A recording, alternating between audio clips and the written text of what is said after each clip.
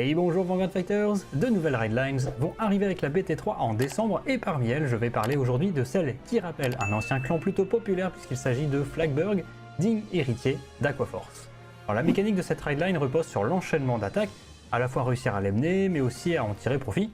Alors jetons d'abord un œil aux unités qui occuperont la place du Vanguard, Charikl et le starter qui sera rapidement supplanté par Inroad Shooter, suivi par Ascendance Assault.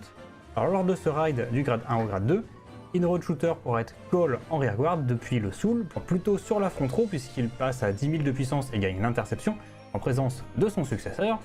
Ensuite vient Flagburg et cette fois lors du raid du grade 2 au grade 3, il sera également possible d'obtenir Ascendance Assault en rearguard, soit en soul blastant le starter, soit en révélant une carte Flagburg ou Inroad Shooter de notre main.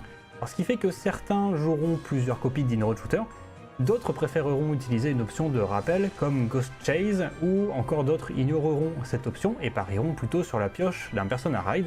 Quant à Flagburg, il est là pour mener l'ultime attaque de chaque tour, ce qui explique que cette raidline n'aime pas trop les front triggers qui détaillons les effets de Flagburg. Alors lorsqu'il attaque un Vanguard, Counterblast de 1 pour déclencher des effets en fonction du nombre d'attaques menées ce tour-ci, y compris celle de Flagburg, au moins 3 et on pioche une carte, au moins 4 et on retire 2 rearguards adverses, et au moins 5 et Flagburg augmente sa puissance de 10 000 et entrave la défense adverse en obligeant à bloquer avec au moins 3 cartes. Rapide retour sur Ascendance Assault avant de passer aux autres cartes utiles pour la raidline. En rearguard, il peut une fois par tour se restand pour un Counterblast et donc mener une attaque supplémentaire. Il est très important de noter que les attaques comptées pour les effets de Flagburg n'ont pas besoin de toucher, elles ont juste à avoir été lancées. Alors parmi les autres unités apportées par la BT3 et designées pour Flagburg, on retrouve Aggress Blue Dragon qui peut une fois par tour se restand pour un petit Soul Blast. Il est accompagné par High Red Burst Dragon qui peut octroyer une capacité automatique à un rearguard pour le tour où il arrive en jeu. Le rearguard choisi pourra se restand contre un Counter Blast et un Soul Blast si l'attaque menée est la première du tour. Shred Assault rejoint également les rangs avec deux effets continus.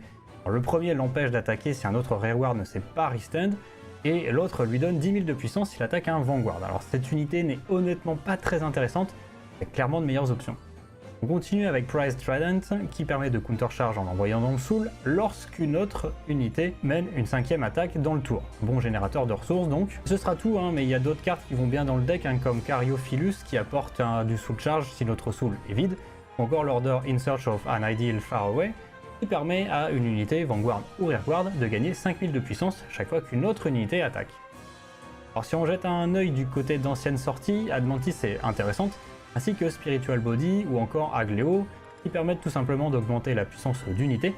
Globalement, le deck va privilégier la retenue jusqu'à pouvoir poser sur le terrain de quoi mener 5 attaques à pleine puissance, en se contentant des unités call depuis le Soul pour mener quelques premiers assauts en début de match. Passons au plan de jeu, et notamment comment parvenir à faire ces 5 attaques en un tour.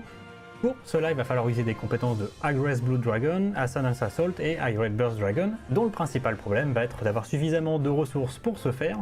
En effet, si on veut par exemple faire les 5 attaques, on va avoir besoin de 2 cartes dans le Soul, ou une carte dans le Soul et un counter, ou une dans le Soul et 2 counters. Bref, pas mal de combinaisons, le plus gênant étant lorsqu'il faut plusieurs cartes dans le Soul.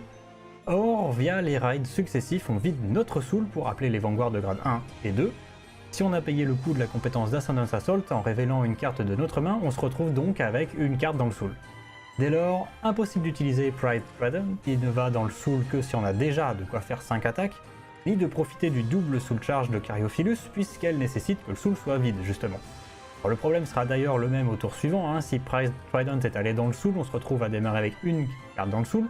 Le problème est donc de parvenir à restocker au moins une carte dedans, la solution la plus simple étant de Persona Raid. Alors, petite exception à ce roulement, il est en fait possible dès le tour du raid grade 3 de profiter de l'effet de Caryophilus en payant avec un Soul Blast le coup d'Ascendance Assault qui du coup vide tout le Soul.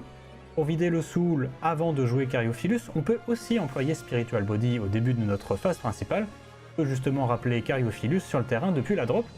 Il y a aussi la possibilité de remplir le Soul au lieu de le vider avec par exemple Tearful Malice, faire tirer 2 de nos rearguards contre une pioche, un countercharge et va dans le Soul.